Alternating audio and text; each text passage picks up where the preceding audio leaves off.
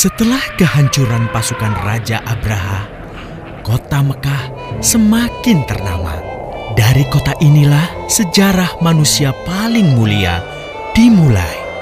Ka'bah sebagai jantung kota Mekah semakin ramai dikunjungi para peziarah. Demikian pula para pedagang. Mereka datang dari berbagai penjuru jazirah.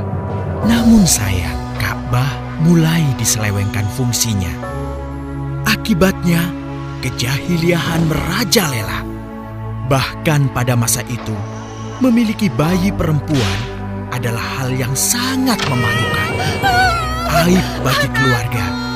Sehingga sebagian dari mereka tega membunuh bayi perempuan mereka sendiri.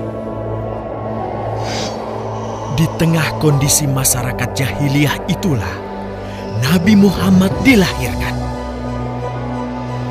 Bayi luar biasa itu lahir dari rahim seorang wanita mulia bernama Aminah.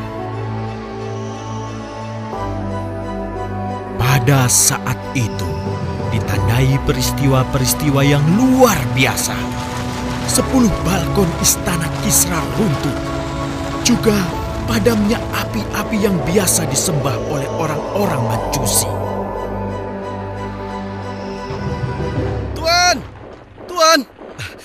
Tuan Abdul Muthalib, ada kabar gembira.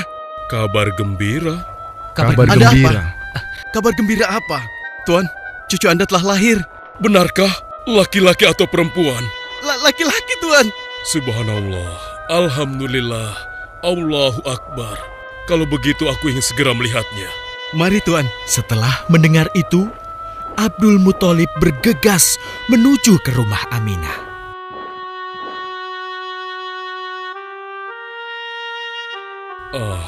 Cucuku, kasihan engkau terlahir yatim. Dengan penuh kasih sayang, Abdul Muthalib membawa cucunya ke Ka'bah. Ya Allah, jadikanlah cucuku ini menjadi seorang yang mulia dan terhormat, sebagaimana Nabi-Mu Ibrahim alaihissalam.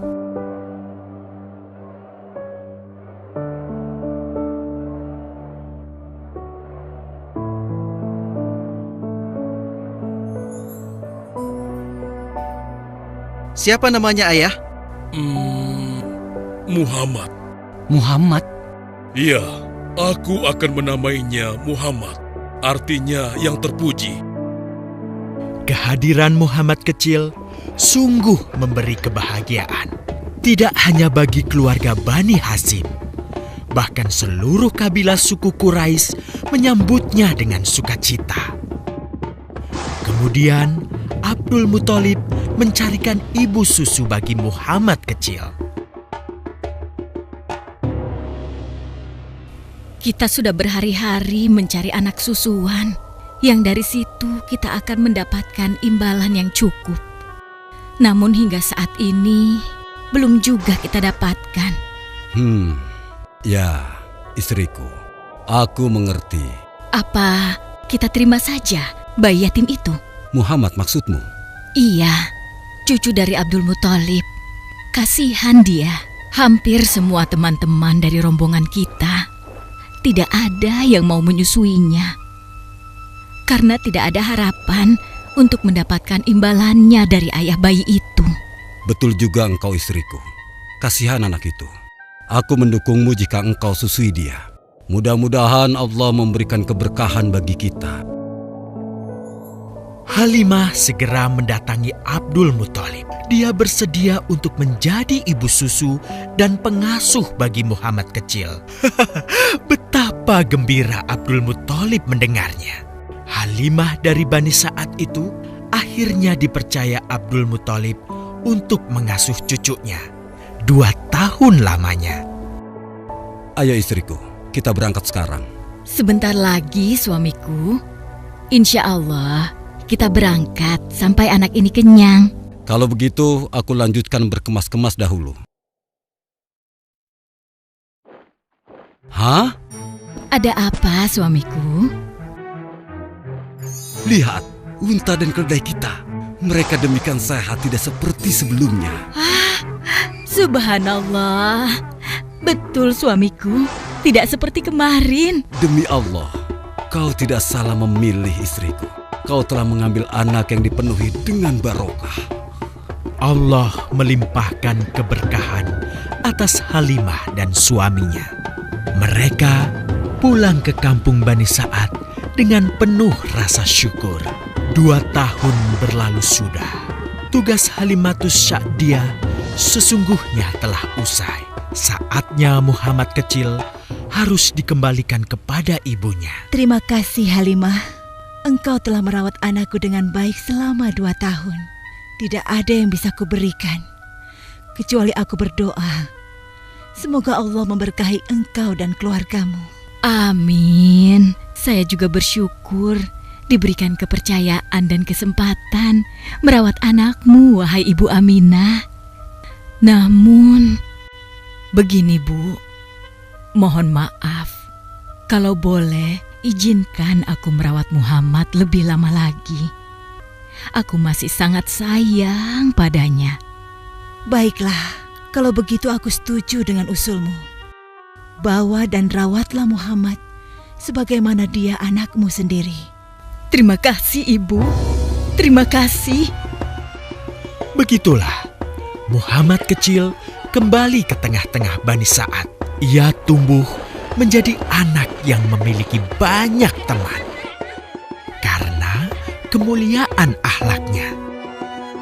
Tatkala berusia sekitar 4 tahun, terjadilah suatu peristiwa. Muhammad, Bu! Muhammad! Muhammad? Kenapa Muhammad? Muhammad dibawa orang. Hah? Dibawa orang? Diculik? Coba ceritakan. Ketika kami tengah bermain, tiba-tiba ada orang dewasa datang. Dia langsung membawa pergi Muhammad dan membunuhnya. Hah? Membunuhnya? Ya Allah, di mana? Di mana? Antarkan ibu ke sana. Dengan perasaan cemas, Halimah bergegas menuju tempat itu. Dan dilihatnya, Muhammad kecil tengah terduduk. Muhammad, apa yang terjadi denganmu? Dengan sangat tenang dan jelas, Muhammad kecil menceritakan apa yang telah terjadi. Bahwa seseorang telah membelah dadanya, mengambil hatinya, kemudian mencucinya dan mengembalikannya lagi ke tempatnya semula. Maka sesungguhnya yang datang itu adalah malaikat Jibril. Dia ditugaskan Allah untuk mencuci hati Rasulullah sehingga bersih dari segala kecenderungan setan. Subhanallah, sungguh anak ini bukanlah anak sembarangan. Sebaiknya aku kembalikan saja kepada ibunya. Peristiwa itu membuat Halimah sangat khawatir. Maka bergegaslah Halimah mengembalikan Muhammad kecil kepada ibunya. Menginjak usia yang ke-6 tahun, Muhammad kecil diajak ibunya untuk berziarah ke makam ayahnya, Abdullah di Yathrib. Dalam perjalanan pulang kembali ke kota Mekah, Aminah pun jatuh sakit. Dari hari ke hari, tubuhnya semakin melemah. Hingga di sebuah kota bernama Abwa, letaknya antara Mekah dan Yathrib, Aminah meninggal di sana. Dan Muhammad kecil pun menjadi seorang anak yatim piatu. Sejak itulah, Muhammad kecil dirawat dengan penuh cinta dan kasih sayang oleh kakeknya, Abdul Muthalib. Muhammad, sudah berhentilah memerah susunya. Insya Allah, sudah cukup untuk persediaan kita hari ini. Beristirahatlah sejenak. Makanlah agar kau tetap sehat.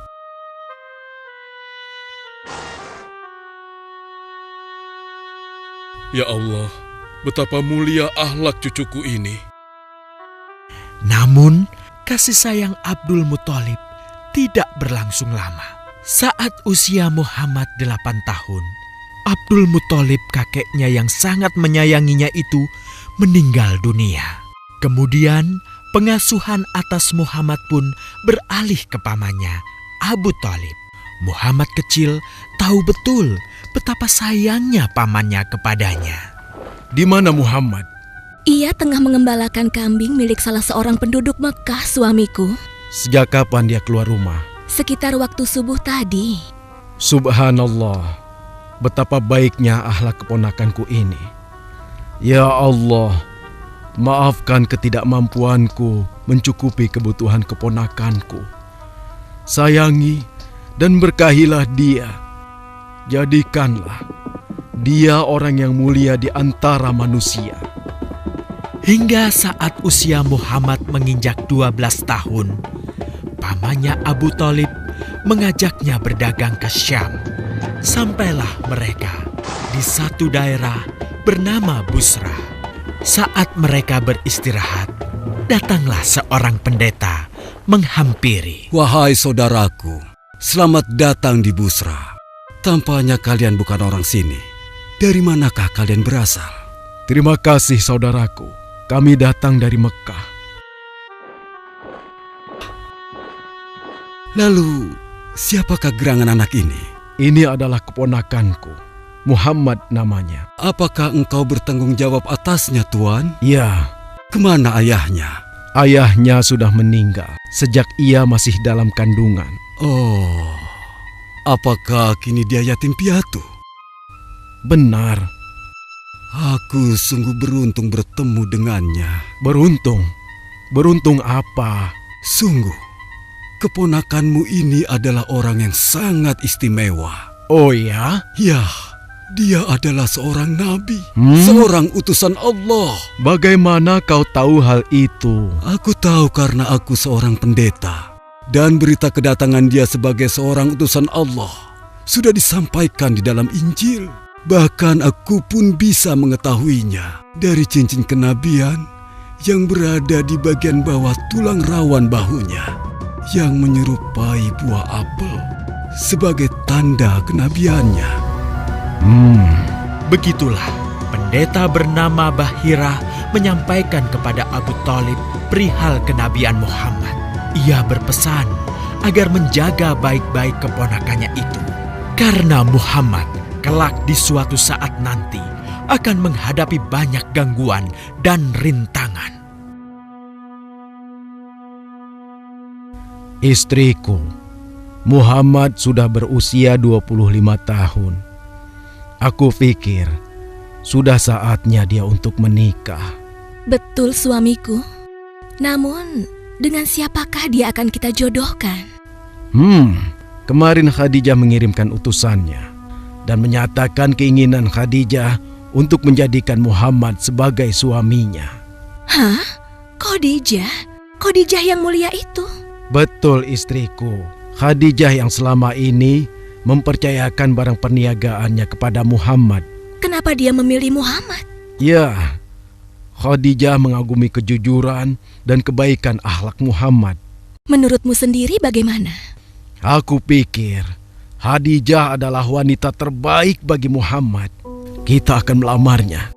Tepat di usia 25 tahun, Nabi Muhammad menikahi Khadijah yang berusia 40 tahun.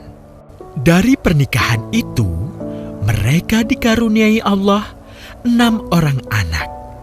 2 laki-laki adalah Al-Qasim dan Abdullah. Sedangkan putrinya adalah Zainab, Ruqayyah, Ummu Kulsum, dan Fatimah.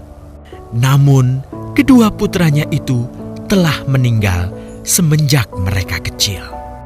Suatu ketika, terjadilah banjir besar di kota Mekah. Kabilah-kabilah di kota Mekah pun bergotong royong membangun kembali Ka'bah. Setelah pembangunannya selesai, terjadilah perselisihan antara pemuka kabilah tentang siapakah yang paling pantas meletakkan Hajar Aswad di Ka'bah. Abu Thalib, apa yang harus kita lakukan? Kita sudah bicarakan hal ini selama 5 hari, namun tidak ada titik temu. Aku khawatir akan terjadi pertumpahan darah. Sudah, begini saja. Kita sepakati bahwa masalah ini kita serahkan kepada takdir terbaik. Lihat pintu masuk Ka'bah itu. Siapapun yang pertama kali akan melewati pintu itu, dan siapapun dia, kita tidak boleh menolaknya. Setuju? Aku juga setuju. Baiklah, aku setuju. Aku juga setuju. Baiklah, kita perhatikan bersama. Tidak lama setelah kesepakatan itu, atas izin Allah, Nabi Muhammad menjadi orang pertama yang memasuki pintu menuju Ka'bah. Alhamdulillah, segala puji bagi Allah. Ternyata Muhammad, dan memang dia adalah orang yang tidak pernah kita temui ada celah. Betul? Betul. Betul. Ya, betul. Nabi Muhammad pun menerima kepercayaan itu. Dengan kebijaksanaannya, Nabi Muhammad meminta sehelai kain, lalu meletakkan Hajar Aswad di atasnya. Nabi Muhammad mempersilahkan seluruh pemuka kabilah untuk memegang ujung-ujungnya dan mengangkatnya secara bersama-sama.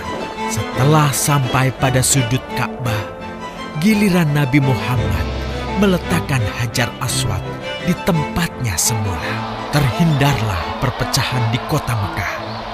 Meskipun demikian, kegelisahan masih terus menggelayuti hati Nabi Muhammad. Kejahiliahan ada di mana-mana. Kezaliman dan kemaksiatan terus berlangsung. Ia tak habis pikir. Nabi Muhammad mulai merenung dan menyendiri untuk menghindar dari perilaku jahiliyah. Nabi Muhammad memilih tempat di sebuah goa di atas bukit sekitar Mekah. Goa Hiro. Dari mulut goa itulah Nabi Muhammad bisa memandangi kota Mekah yang dicintainya dengan pandangan yang lebih luas. Hingga suatu ketika, sesuatu yang tidak pernah terbayangkan sebelumnya terjadi. Tiba-tiba, goa itu menjadi terang benderang. Kemanapun arah mata melihat, di sanalah cahaya itu ada. Itulah malaikat Jibril. Jibril berkata, "Bacalah." Dengan gemetar, Nabi Muhammad berkata, "Aku tidak bisa membaca." Malaikat Jibril lantas merangkul Nabi Muhammad SAW dengan kuat hingga nafas beliau sesak. Seraya berkata lagi, "Bacalah." Sampai akhirnya malaikat Jibril membantunya setelah merangkulnya dan menyuruhnya membaca hingga 3 kali. Kemudian malaikat Jibril membantunya membaca. "Bacalah dengan menyebut nama Tuhanmu yang menciptakan.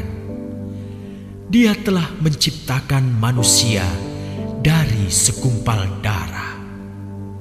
Bacalah, dan Tuhanmulah yang paling pemurah, yang mengajarkan manusia dengan perantaraan Al-Qalam.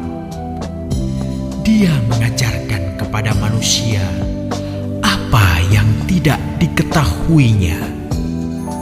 Kalimat suci telah terucap. Resmilah sudah. Dari dalam Goa Hiro, Allah mengangkat Nabi Muhammad SAW sebagai penuntun dari kegelapan menuju cahaya, dari keburukan menjadi kebaikan, dan dari kesengsaraan menuju ke keselamatan.